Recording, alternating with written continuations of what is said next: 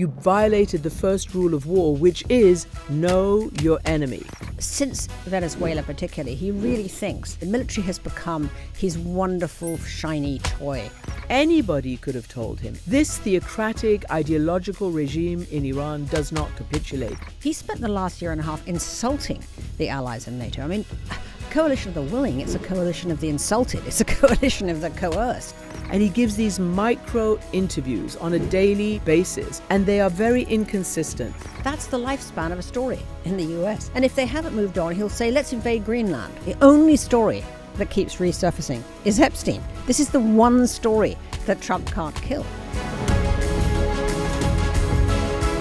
Hello everyone, the latest episode of the X-Files is about to drop with me, Christiane Amanpour, and today with a special guest, Tina Brown. She is an the Vanity Fair and New Yorker editor, and now the author of Fresh Hell, a fabulous Substack where she chronicles not just the Trump era, but everything happening around it. And it couldn't be more timely. And particularly we're going to talk about today, not only Trump's war against Iran along with Israel, but a second front, which is equally important, and that is against the press, particularly the U.S. press, trying to get his message out, which is getting more and more wobbly. So welcome, Tina Brown. It's so great to be here in person. In person. No we've had an encounter that was incredibly well received, but you were there and I was here.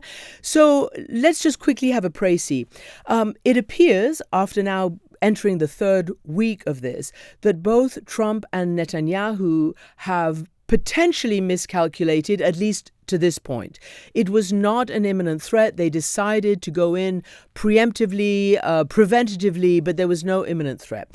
I think they believed that the initial decapitation, so to speak, of Khamenei, the so-called supreme leader, and his entire top cabinet would cause the whole regime to wobble sooner rather than later. That hasn't happened. In fact, it's consolidating around a much harder line.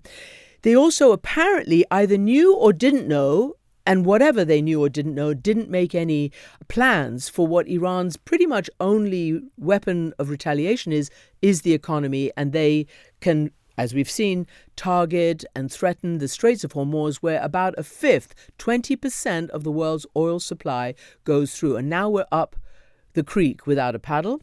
And Trump is calling on a coalition of something to come and help him reopen the straits. This sounds a little bit like you violated the first rule of war, which is know your enemy. Well, this is absolutely right. And what is so interesting is I just think that the Iranians understand Trump so much better than he understands them.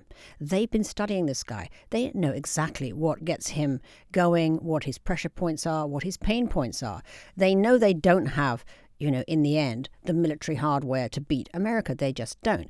But they have other things. They have the Straits of Hormuz. They can put that on as pressure. And they know that really what Trump cares about, obviously, are the stock price, oil prices. These are the things that he does make him crazy. And they are applying them very deftly, as it turns out. And, Trump, he has no one with him, actually, who does remotely understand the Iranian mindset. And when you think about sort of his war group, I mean, he's got Pete Hegseth, a Fox News host. He's got the very excellent General Kane, who's, a logistics man, and a very good one too. But he's logistics, as he says. Don't ask me, I don't do policy. He doesn't. He's got a guy who builds shopping malls in New Jersey, which is, Steve Witkoff. These are his son-in-law, Jared Kushner. Tell me amongst that group who really understands anything about the Iranian mindset. Well, they don't. You know what? You put a very interesting finger on this issue because, even if you didn't want to criticize those people, you just have to look at the end result. And so far, it's 180 degrees different to what they expected. And you mentioned Steve Witkoff. I am still stuck in the shock of what he told Fox News a few days before the war began, which is President Trump is frustrated that the amount of military assets we've sent to the Gulf have not caused the Iranians to capitulate. He literally used those two words, frustrated about non-capitulation. Anybody could have told him, anybody. Just look back a few years, look back to the Iran-Iraq war. This theocratic ideological regime in Iran does not capitulate, and they would rather go down fighting than capitulating. So there and then, as you're meant to be negotiating to avoid this war, they don't get it. And I was absolutely stunned also by what you're saying. He doesn't have the right people around him because, as you know, they went in and eviscerated the State Department, the National Security Council, the think tanks, all these intellectuals who may or may not know a little bit more about the Middle East for decades are gone. Absolutely. Well, he's obviously waged war on expertise itself. I mean, Trump is absolutely hostile to the concept of expertise. It's all, he says, I'll feel it in my bones, he says, when the war is over. Well, I'm sorry, but feeling it in his bones isn't nearly enough to understand this complex, ancient, layered, regime. 47 years they've been there. Yeah. And it's a thick regime. I mean, he really kept talking about Venezuela. Well, excuse me, has anybody been to the library lately and seen a book which compares Venezuela and Iran? I mean, these two countries are nothing to do with each other. I mean, Venezuela was this, had a kind of capo at the top, a gangster, who with his underbosses, and you take him out and, And you leave the underbosses in, and you leave the underbosses in. And Trump's walking around saying, where's my Delcy Rodriguez in Iran? Well, I'm sorry, you killed him for a start. But there isn't a Delcy Rodriguez. There is a layer of dispersed, deeply embedded, linked. And I mean, it's a totally different world. And he still, I don't think, understands that. He thinks there is a person you can take out and all of this falls into place. And particularly Netanyahu, apparently the Israelis really convinced Trump that if you take out that top layer, the rest will follow.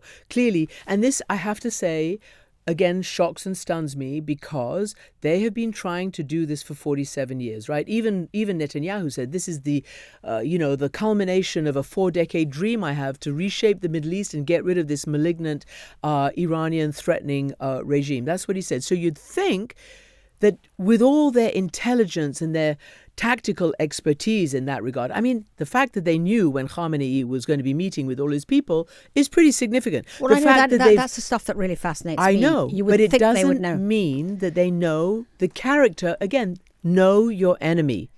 Well, I couldn't agree with you more. I mean, when people talk about, the reasons that Trump went, I actually think it wasn't a strategy, it was an opportunity. I think that the fact that Netanyahu tells Trump, we're going in, we know all the leadership are there.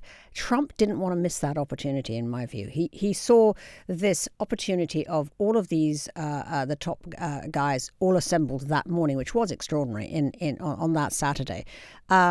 We'll take the whole lot of them out. It was going to be another Maduro win for him. Just to put the opposition point of view and perhaps the Israeli-US point of view, the opposition, which are basically rallying around the monarchy, the son of the late Shah, Reza Pahlavi, I have talked to many of them, including him, and they have been hoping for defections from the IRGC, the Islamic Revolutionary Guard Corps, who was set up, by the way, to defend the revolution. So that's a bit strange. But more importantly, they were looking for their Delcy Rodriguez, and they still are. They're looking for somebody who they can partner with so that Reza Pahlavi, when and if the time comes, can partner with somebody from the inside.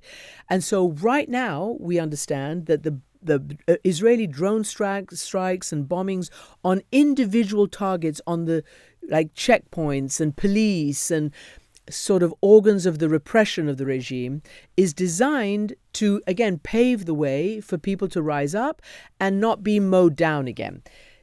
Again, I'm not sure whether this can work, but so far there's no evidence of it. What I really resent about this is that, when Trump kind of says, I've taken out the top leadership, it's your country now, right? It's the arrogance and contempt almost of the realities of the situation. He's actually asking the Iranian people who just found themselves slaughtered in the streets in January, hideously, cruelly, they bravely rose up, they went out and they were mown down. They turned off the internet, blocked out those images so we never saw, and they went about slaughtering them. What are you asking them to do? Come out into the streets again with sticks and stones? I mean, they don't have guns against the IRGC. They've got these, the IRGC guards patrolling the streets with their guns. Why on earth should they be risking their lives again if they don't think it's going to do anything? They don't. And so we've put them in the situation where we've sort of trapped them with this sort of malignant second level who are going to be no different. I mean, they're going to be Khamenei striped too, but in military uniforms. Of course, people were cheering at the very beginning, but now that it's not not happening, the toppling of the regime, and now that they are being increasingly targeted and in the closer and closer blast zone of the attacks on the Capitol. I mean, it's 10 million people, it's very scary for many people who I'm talking to. Let's talk a little bit about the language. First, I've been shocked as an Iranian, as just an ordinary Iranian, about the U.S. administration wanting to win hearts and minds and yet not distinguishing between the regime and the general population. Trump saying they're the most evil people. They cut babies in half. They cut women in half. Hegseth calling them barbaric savages. Way to win hearts and minds, mate. The whole sort of marketing, if you like, of the war from, the Pentagon and the White House has been a sort of Grand Theft Auto, video game, bang bang hit thing where they're putting out these videos which are appealing essentially to the MAGA base, the sort of the incel, macho concept of war being a series of great explosions and people are dead and we won. And it's absolutely naive and simplistic and ridiculous. And at the same time, as you say, lumping the Iranian people sort of in with their regime when, I mean, these are the brave martyrs, frankly, who were willing to die for freedom in January. Trump tells them, don't worry, help is at hand. Well, it wasn't, of course.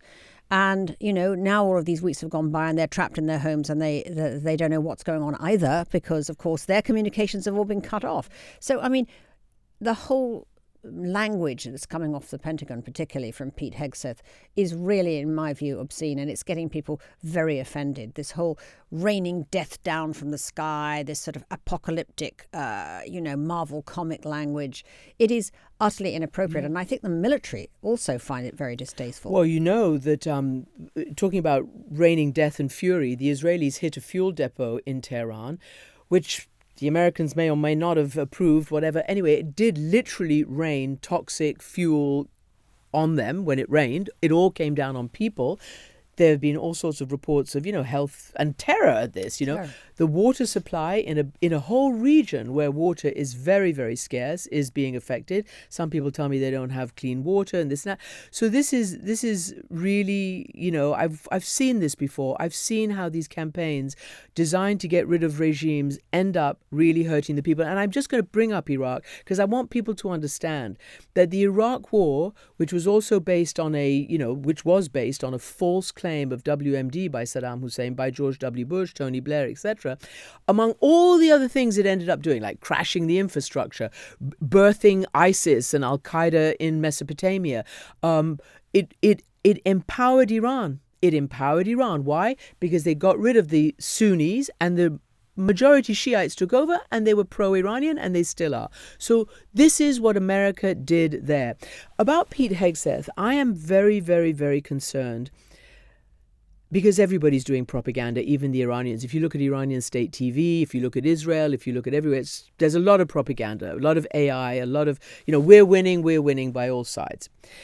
Hegseth, though, is taking aim at the U.S. press corps. From the podium, actually the other day, said that CNN and everybody else is trying to make Trump look bad by its reporting, just reporting the facts, and said the sooner Larry Ellison takes over CNN, the better. This is chilling. You explain why. I was utterly shocked by that, because essentially he was saying how eager he is for tech billionaire, Larry Ellison's son, David Ellison, who is, now in the process of buying CNN as part of the deal with Warner.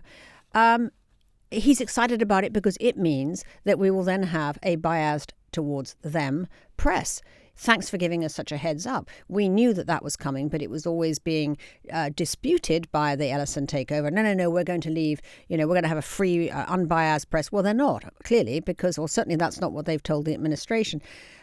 And I thought it was absolutely shocking. But of course, it's absolutely natural in the authoritarian playbook that when things start to go wrong, you blame the press, correct? Yeah. And I thought it was obscene the way he went after CNN's Caitlin Collins when she asked about the deaths of the servicemen. And he said, you're asking this to make us look bad. What is he talking about? The fact is that if the American people are not allowed to know some of the details and the wherewithal of people who've been slaughtered, who are Americans, and to ask that question, how dare he tell tell her that she's doing it to, quote, make us look bad. He said, like, a few drones might get through and bad things happen. Well, I mean, again, it was a disgrace, his answer. But I mean, this is where we are now. We are in a place where, to tell the truth means that you're targeted. And I think that's a very, very scary development. It had been happening gradually and at an accelerated pace. And the failure of this war, I think, will make Trump go absolutely on the attack with the press, because then he has to change the reality field. I mean, this is always what he's done, is that he creates a sort of distortion field which people buy into. People have been able to do that. He's been successful with that because everyone has their own media feed. Everyone has their own silo that they're watching. And essentially, you have your own bespoke BS, right? I mean, anything you say to somebody is, well, that's wrong. They say, oh, that's not right. I saw it on my newsfeed.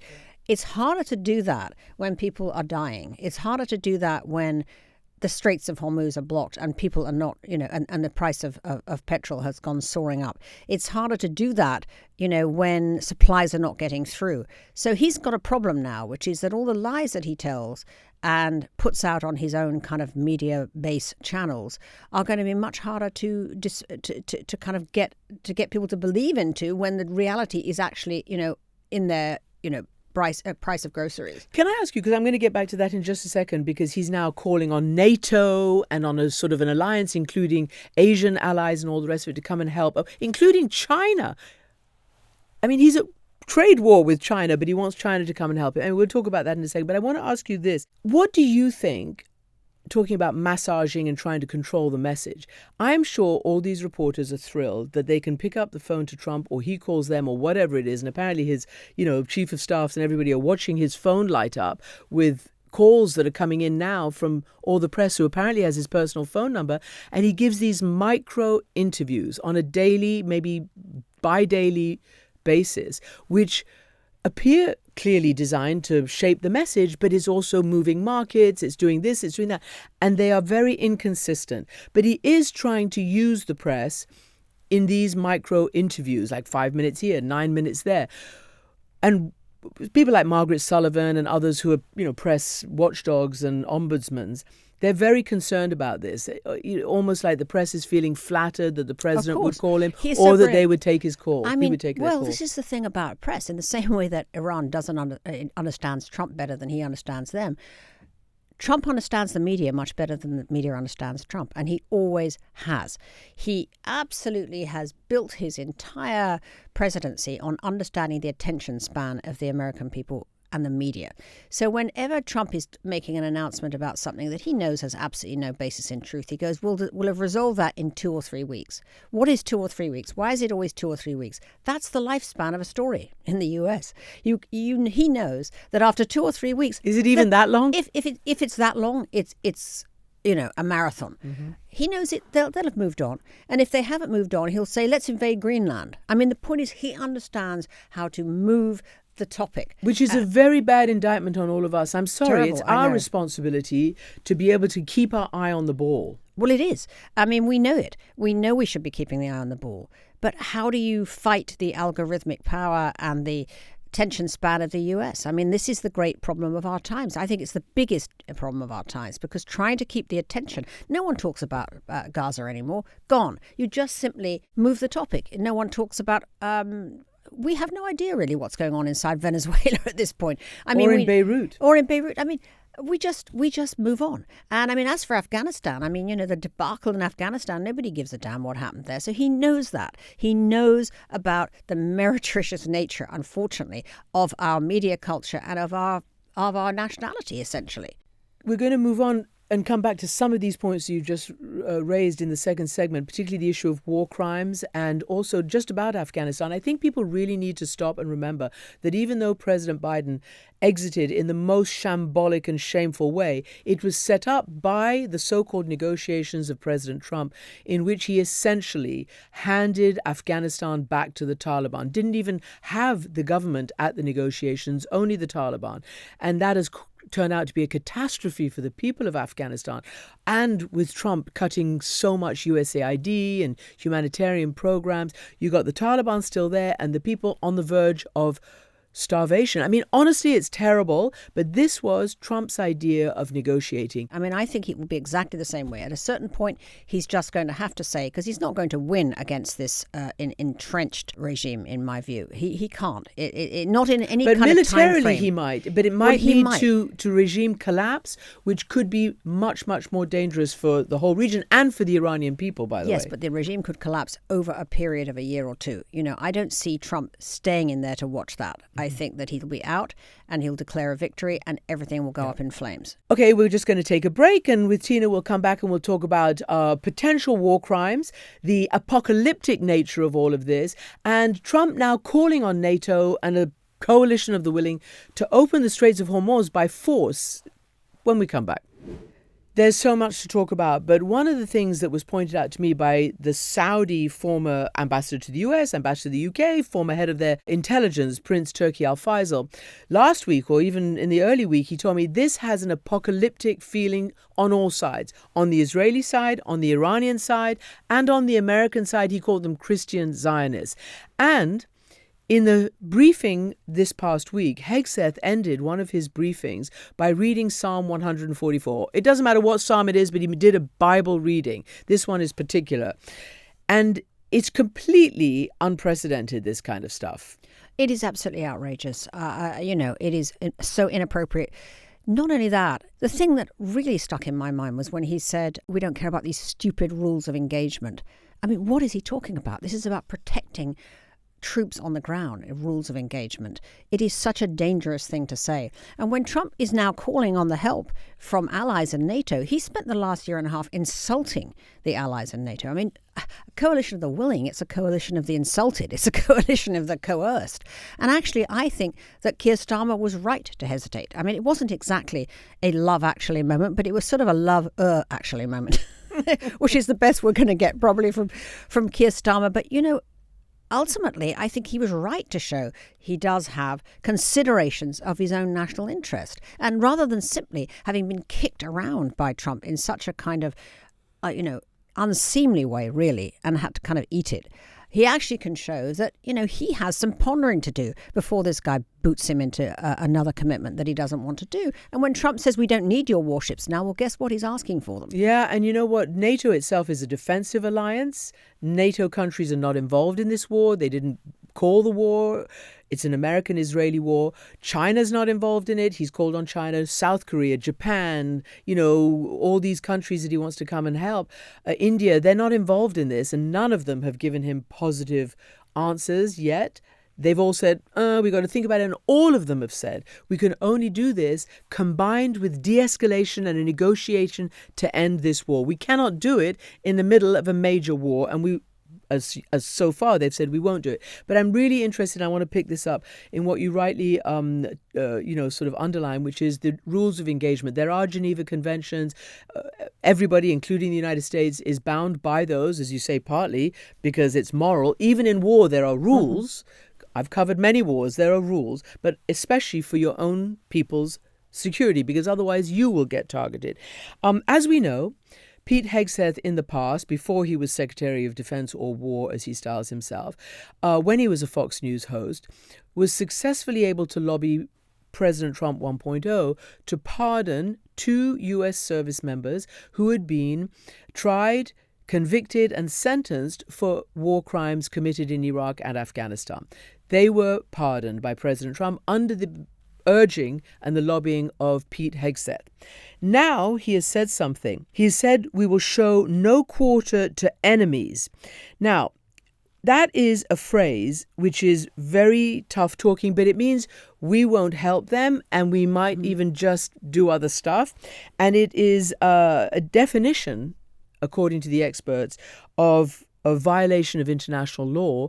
And if you give no quarter, it's not just a throwaway phrase. It's actually written down, and it could lead to you being accused of war crimes. These statements that Hegseth is now, firing out are going to age very badly. I actually think that ultimately Pete Hegseth will wind up gone. It'll be like Rumsfeld after Iraq. He has been beating his chest, this, macho pipsqueak, with the brill cream hair and the puffed up chest and the whole thing. It is going to wear very, very badly as this thing gets worse and worse. And in the end, of course, Trump will round upon him. He's been saying, "I'm so proud of you, Pete," up until now, every Yes. time he catches his eye in the front row.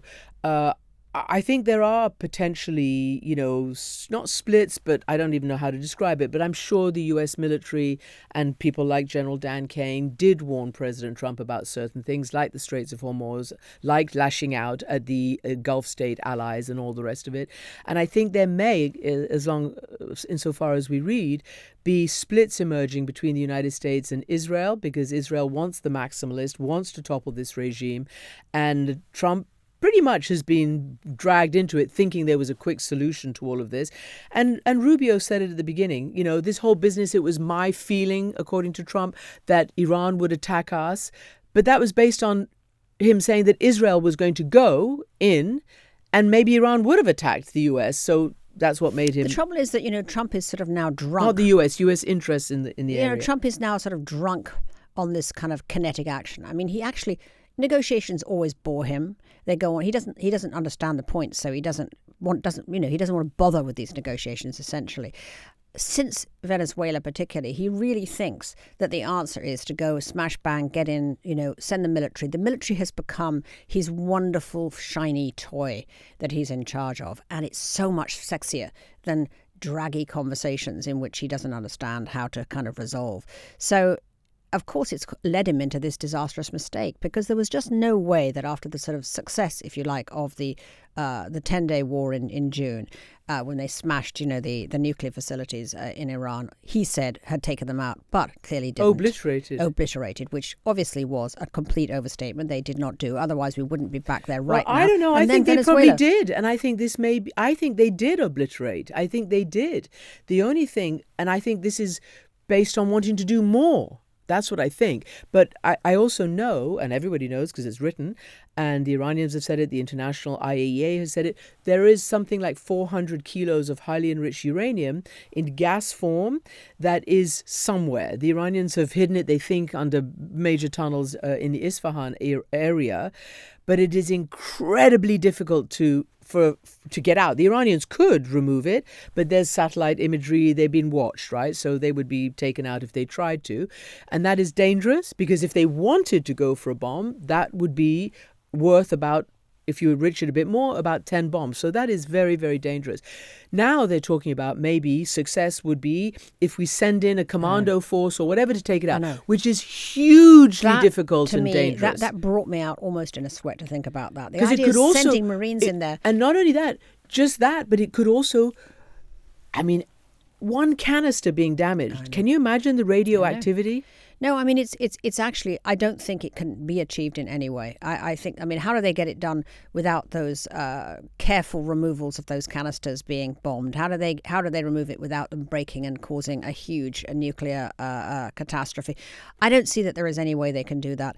I do see the only way that Trump gets out of this is by sort of declaring some kind of a victory, allowing the regime to continue in some, truncated form and getting those Straits of Hormuz open, and then say, next stop, Cuba. I think, again, he will then say next, which is what he always does, and which works, unfortunately. As we were saying, the lack of attention span is his friend. And that is why he's doing these little sort of micro interviews with everybody. He's so bright about that. One thing you've got to admit, he's brilliant on it. He's figured out, this is not working for me. I'm going to take these calls. I give them a soundbite. They use it because but we shouldn't be falling into it. I'm sorry, we just should not be falling into that trap. Or at least we should be exposing it for what it is and do a whole. We're not. I know the news cycle's too fast. It gets. It's posted. not just that. It's access. It's not even the news cycle. I think people like being called by the President of the United States or having him on speed dial. But anyway, I just as a war correspondent myself who's been in a few of these, one of the, again, big lessons about Iraq was because I was there when it morphed afterwards. First of all, the successful military campaign. It was a successful 3-week military campaign. Saddam did fall. But then you had Cheney and Rumsfeld taking their eye off the ball. There was a plan for rebuilding, which the State Department had. The Pentagon tore it up. Then they went into full de-Baathification, having told the Iraqi military, lay down your arms, you will work with us in the future. No, they fired them all. And they installed their, quote, Delcy Rodriguez in Maliki. Remember him? Yeah. And Maliki turned out to be almost as bad as Saddam in the sense that he simply was the Shia version. Well, right. And he tortured people and he imprisoned people and he gave all the jobs to the Shias, which of course led to the uprising. Yeah. And then when we reported the insurgency and the major insurgency that became like a North Vietnam thing with the IEDs and all the rest of it, we were told they don't exist. You're just trying to make us look bad. By the Pentagon and by the White House at that time. They don't exist. You're just making it up. Stuff happens. One thing that I sometimes ponder, sort of as an expatriate Brit, is like, why are the Americans so effing bad at this? I'm sorry, but we've had catastrophe after another. The idea that we are in this place now with Iran, having gone through Iraq, to me blows my mind. I mean, they keep saying we're not going to do another Iraq, but they are. They are, for the same reasons. Especially if they start putting ground troops, that will be, they say, and we're not doing another Iraq because we're not doing nation building. That, by the way, begs a whole nother issue. And I'll tell you another blowback. Basically, the international community has come to the conclusion that up until now, Iran was not actually going after the bomb. It had all the wherewithal and all the rest of it. But if it stands, why would it not go after the bomb? So that's another unintended consequence. North Korea, after negotiations with Donald Trump, which again I covered in 2019, Trump didn't follow through, according to the South Korean foreign minister, she told me, after his love fest with Kim Jong-un, didn't follow through. And guess what? North Korea is now in possession of rudimentary nuclear bombs, and therefore North Korea will not be attacked. It sits right on the border of a major ally, South Korea. This is the short attention span, no follow-through, lack of expertise, which worries me a lot. Right. I mean, if ever there was a moment when the Iranians would look at each other and say, we need a bomb. No, that's right. They wouldn't be in this position if they survive. Yes. But they only have to survive. I mean, the thing about it is America has to win, but they only have to survive. And, and surviving just means that they can continue their coercive control of their own people. And even if they cannot project power sort of beyond Iran with their proxy wars, they can still hang on. And it can be, They can or they can't. I'm still not going to say, because they may get toppled. The people may rise up. I think we have to keep that. Well, I hope so. I hope so if they can, in such a way as they're not just slaughtered in the streets again, because we've demanded way too much sacrifice from them. I think it could crumble. I do, but I suspect it could be longer than we want to pay attention to is the issue. Talking about attention spans, and I'm not making light of this because it is another heinous but different kind of crime, the crime against women, which Jeffrey Epstein and his group have perpetrated. This weekend, and I've got it here, just on the inside of the FT, every other newspaper had this picture splashed all over the place on the front. It's Epstein along with the former Prince Andrew and Peter Mandelson. You covered that a lot. What's so funny is that all our talk about the attention span, the only story that keeps resurfacing is Epstein. This is the one story that Trump can't kill. And I think it actually speaks to the fury that is bubbling about the arrogance of the elite, which is leading us into all of the problems that we're talking about. And the Epstein Files just confirm it all. I mean, everything that you read in the Epstein Files confirms this kind of underground railroad of high echelon privilege and self-affirming, if you like.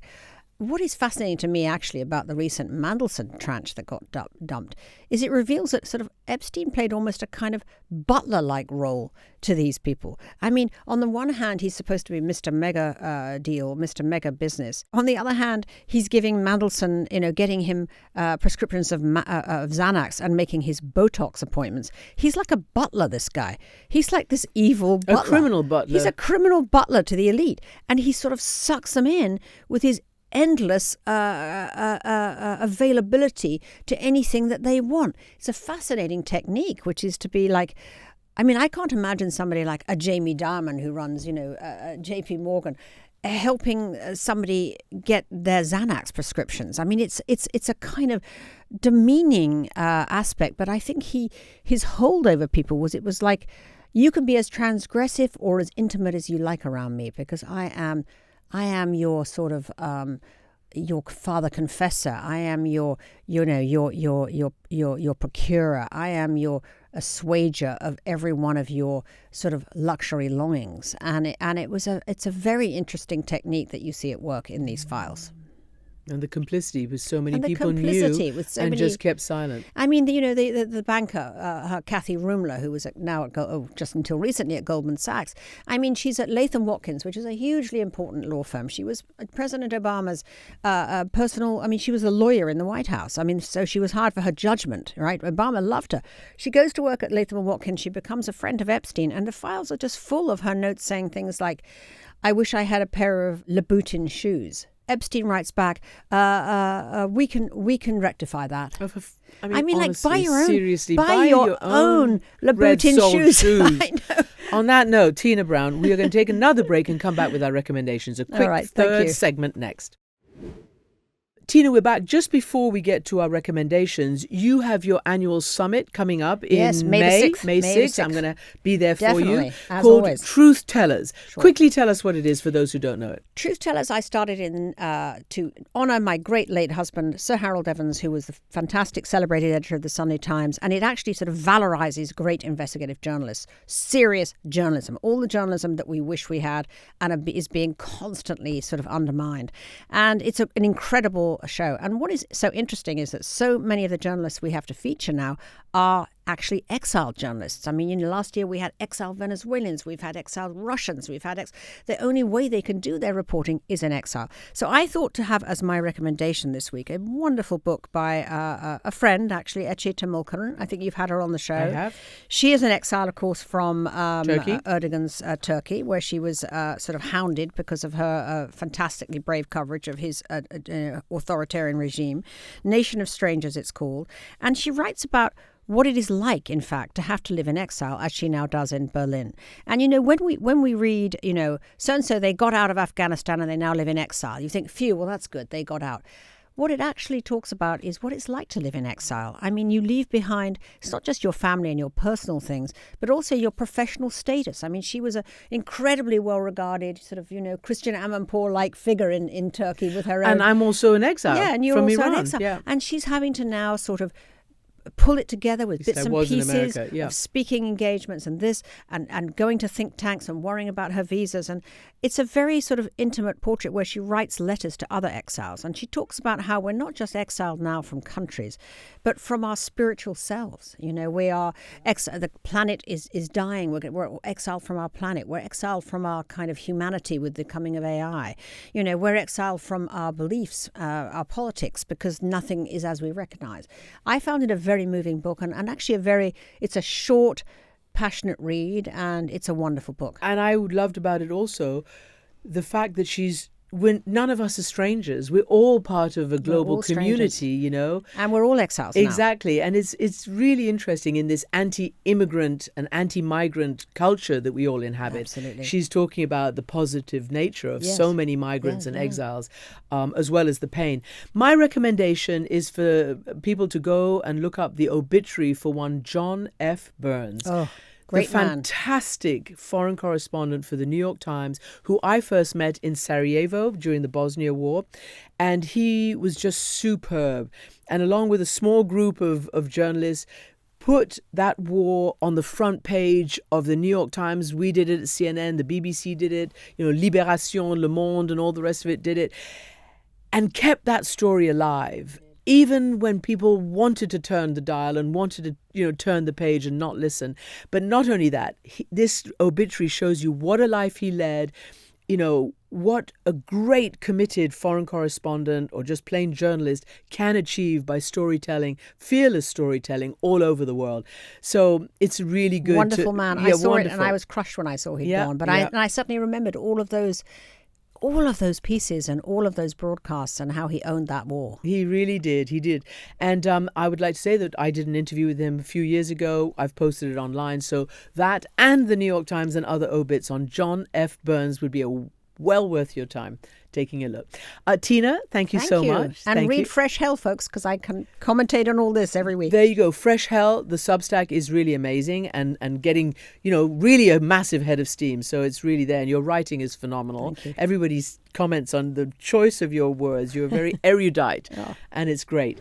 Don't forget that we will have our Q&A and I'll be with Jamie for the Q&A later this week, and that you can always catch the X-Files with me and with Jamie, not only on our YouTube channel where you can watch it, bonus and the main episodes, but also on our podcast at global.com. So thank you so much indeed. And we'll be back next Tuesday as well. Thanks a lot. Thank you, Tina. Thank you.